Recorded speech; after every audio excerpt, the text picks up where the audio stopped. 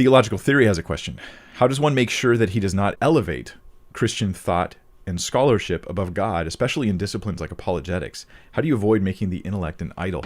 Man, I think Theological Theory, that this is like a real serious issue. How do you avoid it? I think it helps to realize that you're just a man, or you're just a woman. You're just one person, and that you're not going to ever wrap your head around everything. And that you have at the foundation of all these things that you're doing with apologetics and theology, you have the realization that in the end of the day, you trust the Lord, you trust His goodness, you trust His word. And then that place of doing it with Jesus as Lord in your heart, that's a really healthy thing. There are those who, in this realm of theology and apologetic stuff, it feels like some are trying to reinvent Christianity to be more palatable. Some, the minority, not even the majority, right? Just some. I think that might be an abandonment of that principle in Proverbs, like trust the Lord with all your heart, lean not on your own understanding, and God give us wisdom in those things. Yeah, and don't take what scholars say as, oh well, scholars say it, therefore it must be true. I think that what we should do is we should be able to also see it with our own eyes. If we care about their scholarship, we should be able to look at it in context and see the points they're making and validate those things. So I'm sorry for my rambly answer to you. I'm trying to think of how to summarize what I think are like a bunch of different issues. So how does one make sure that they don't elevate Christian thought and scholarship above God? I think you just make sure that your own personal, just being a Christian, not a thinker, just a Christian, your own personal allegiance and committal to the Lord is intact at all times. And you don't think that apologetics is going to replace your devotion to Christ on a personal level. So that clip that just played was a clip from a Q&A by Pastor Mike Winger. Now, if you don't know who Pastor Mike Winger is, he's a pastor from the Los Angeles area, and he runs a YouTube channel where he frequently posts theological content, apologetic content, and I personally have found his videos very helpful. He does a lot of long-form videos speaking on specific passages and specific topics. He does a lot of interviews with other professionals in the field of apologetics and theology, and he does Q&As quite frequently with his viewers, one of which a few weeks ago I happened to be a part of. He happened to answer one of my questions. So although Mike read the question at the beginning of the video, I'm going to read it again just so you have a good handle on what exactly my question was. My question was this: how does one make sure that he does not elevate Christian thought and scholarship above God, especially in disciplines like apologetics? How do you avoid making the intellect an idol? So this question is one that has been important to me from the very beginning of my YouTube channel. For those of you who have been with me for a while, you might remember that my very first channel introduction video kind of dealt with this topic a little bit. I have since replaced that introduction video with a shorter, solely introductory video as opposed to trying to delve into a specific topic with that video. That video is no longer publicly available on my channel, so I thought I'd do a video specifically talking about this question. When Mike answered my question on his live stream Q&A, I thought it would be kind of neat to just use his answer as a framework for my discussing this question. Though Mike's time was limited due to the format of the Q&A, just having so many questions to answer, I think he hit on some really important topics. He just didn't have time to expound upon those a lot. So I thought it would be fun to take Mike's answer and expound upon them myself to see if I can carry Mike's thoughts to the end point that he maybe had in mind. So the first major topic that I think Mike deals with in answering this question is humility. Now, he doesn't come right out and say humility per se, but he starts out answering the question by saying it's important to remember that you're just a man or you're just a woman, you're just one person, and so you're not going to fully understand the entire scope of who God is and what God has to offer and what His will is for your life. So though Mike doesn't come right out and say, to start out with, you need to be humble, humility is very much wrapped up in this initial answer that he's giving to the question. He then expounds upon this idea a little bit, which I think was a really helpful way of looking at things. He says, in view of this humility, in view of the fact that you as a single person cannot come close to fully understanding the scope of God's character, the scope of God's nature, who God is, he says, focus on the basic truths of Christianity. Focus on the things that everyone affirms. Believe on the Lord Jesus Christ and you will be saved. Those kinds of truths. Lean on the basic gospel truths, because those basic gospel truths are going to be the things that will carry you through, that are going to be the strong foundation, the strong anchor that will hold you firm in tough times. I think what Mike is saying is that if you get lost out here in the theoretical, in like theoretical theology and apologetics, and you leave behind the foundational beliefs of Christianity, you're going to get yourself in trouble. Your basic gospel truths are going to be your anchors.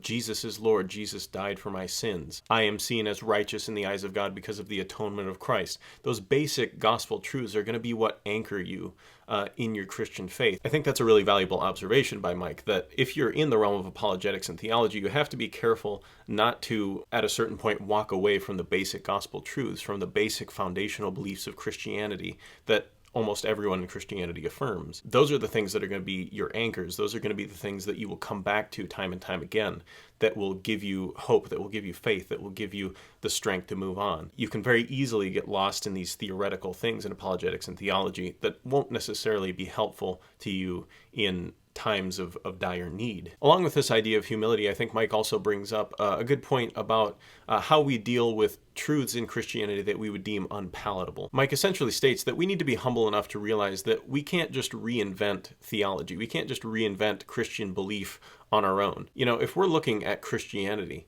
and we're looking at the foundational beliefs, we're looking at theology, we're looking at arguments of apologetics, and we see something that is unpalatable to us, we have to be humble enough to realize that we can't just chuck that out and say, I'm not going to believe that, because that seems a little weird. We need to be humble enough to actually deal with it properly. We need to be humble enough to put in the work to do some research and study that topic to a great extent. We need to be humble enough to approach other people who can maybe explain this topic to us better. We need to be humble enough to seek help in areas where we might not understand something, or we might find something unpalatable even in the Christian faith. We need to be humble enough to give theological ideas their due credit and their due attention. We can't just take an idea in theology or apologetics that we might deem unpalatable and throw it out. That would be an act that would be extremely arrogant, because you're almost putting yourself in a position to be the ultimate judge of theology and Christian belief. We need help to think through these issues and to hash these out. A lot of times, through scholarship, through other people, we can hash these things out. And in the end, you might still think it's unpalatable. And if that's the case, you'll need to figure out how to deal with that. But I think Mike's point here is that we need to be humble enough that we don't just haphazardly start throwing things out initially when we find them unpalatable or hard to understand or hard to swallow. There's another major point that Mike dealt with in answering my question, and he dealt with this one very briefly. He said, we need to realize that we cannot make scholars idols either. We cannot approach Christianity with the attitude of, I'll just listen to this theologian, I'll just listen to this pastor, I'll just listen to this apologist, and I won't seek out any of the answers on my own. I'll just take at face value what other people tell me. He says that's a bad way to do theology and apologetics too. That's a bad way to live your Christian life. It's the idea of the Bereans in the Bible. The Bereans were commended in the Bible because they did not solely listen to people preach and take their preaching at face value. They would listen to someone preach, and then they would go home later and research the topic that was taught. They would do this so that they could verify that what the preacher was saying was true, and so that they could consider the topic themselves and maybe form some additional opinions on the topic. So what Mike is doing here is, I think he's adding maybe like a caveat to my initial question.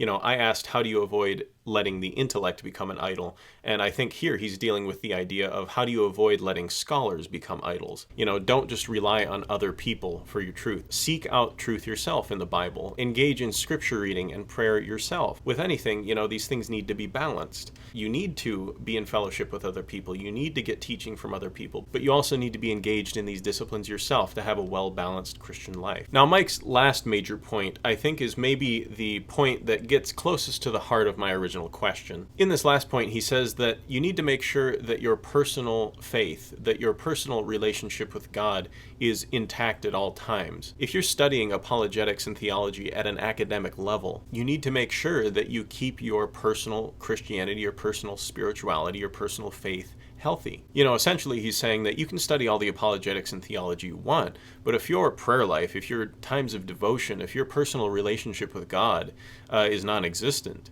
then the theology and apologetics are just intellectual exercises. They're just academic fields that you're studying. They're not really representative of what's happening in your heart, and they're not representative of your relationship to God. Essentially, he's making the point that theology and apologetics without a personal relationship with God is pointless, and I would agree. It really is pointless. There's a quote by Dr. John Piper that I really appreciate that kind of pokes at the heart of this issue. Why is it that people with PhDs in theology commit adultery? They don't know God.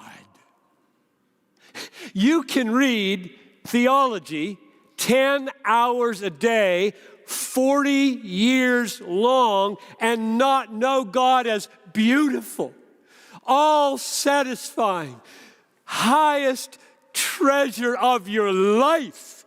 Who cares about knowing God the way the devil knows God? He hates everybody. Knowledge of God helps him hate people. Now, like I said, this quote kind of gets at the very heart of that issue, right? I don't think Piper is saying that every time a doctor in theology commits a sin, it's demonstrating that he never knew God at all. I think what he's saying is that there's a very real danger for people who study things like theology and apologetics academically. There's a very real danger that at a certain point you start to fall in love with the academic rigor. You start to fall in love with the scholarship, the topics, the studies, the reading, the thought processes. You start to fall in love with all of that, and you start to forget about the God that is at the heart of all of those disciplines. You start to forget about the God that is at the heart of Christian theology, the God who is at the heart of Christian apologetics. People can almost become so confident in their knowledge in theology and apologetics that they're like, yeah, I know God. Of course I know God. I study God as a career. But when you really start to pick things apart, it's like, do you actually know God, or do you just know a lot about God? In the words of Piper, do you know God how the devil knows God? The devil knows a lot about God, but he does not have a good relationship with God. He hates God. And I think the point that Piper is trying to make is that that is the unfortunate reality of some who are in the disciplines of theology and apologetics. The reality is that they know a lot about God, but they don't actually know God because they've forgotten about the basics of Christianity. You can't forsake the anchor of your faith. You can't forsake God. He is the anchor of all these things. He is the beginning point of theology and apologetics. He is the very reason you ought to be studying apologetics and theology. You ought to be studying these things to know him better. I thought of this analogy while I was thinking through these things, and it's an analogy to do with marriage. And I think there's a reason that the Bible uses a lot of analogies to do with marriage when it comes to talking about how God relates with people. It's this idea of a covenant relationship that I think makes marriage so analogous to the relationship between God and people. But I thought of this analogy in that a lot of times you'll hear advice given to husbands saying, husbands, study your wives. Really get to know your wives, like study them, study what they like, what they don't like, study, their favorite colors, their preferences in movies, their preferences in flowers, what kind of chocolates they like or don't like. You hear this advice given to husbands, study your wives. And I was thinking about this and I thought, what if for some bizarre reason, a husband's studying of his wife became purely academic, right? He started out studying his wife because he wanted to know her better so that he could have a better relationship with her. But at a certain point, his studying of her became purely academic. He started to write research papers on what his wife likes and doesn't like, and he started to posit scientific reasons for why she likes certain things and doesn't like certain things. And at a certain point, it becomes purely academic for him. He's fallen in love with the academic rigor of studying his wife. Now, it seems like a ridiculous extrapolation, but I think that could be very analogous to what is happening with God. It's going to end very badly if a husband gets to that point with his wife, because at a certain point, she's going to realize he's not actually studying me to know me. He's studying me because he thinks the study is interesting. The wife is going to be very disappointed in the husband if it comes to that, if he's doing his doctoral dissertation on what his wife likes. It's no longer an issue of wanting to know his wife better. It's an issue of, oh, this is a very fascinating study. And I would imagine that if it went much longer like that, that marriage probably would not last, because it's evident that the husband no longer is interested in the wife. He's just interested in the ethos surrounding the wife. That's not flattering to the wife. That's not giving the wife the attention that she deserves. And just like I think we can realize how badly that would go for the husband, I think if we apply that to theology and apply the idea of theological and apologetic scholars doing that to God, I think we can understand how badly that will go for the theologian or the apologist when at a certain point he takes his focus off trying to know God better and solely focuses on the academic rigor of the ethos surrounding God. I think if you really consider the analogy about the wife, you can start to see how that would be a scenario that would not be giving God glory and that would not ultimately be a healthy relationship between the theologian and God, or the apologist and God. So those are just some thoughts that I had to try and expound upon Mike's answer to my question. I really appreciate his material. There's been a lot of videos that have been very helpful to me. Mike, I hope I did justice to expounding upon your answer to my question. I just thought this was a fun little exercise. So if you see this video, let me know what you thought. Thank you to everybody who watched this video. If you enjoyed it,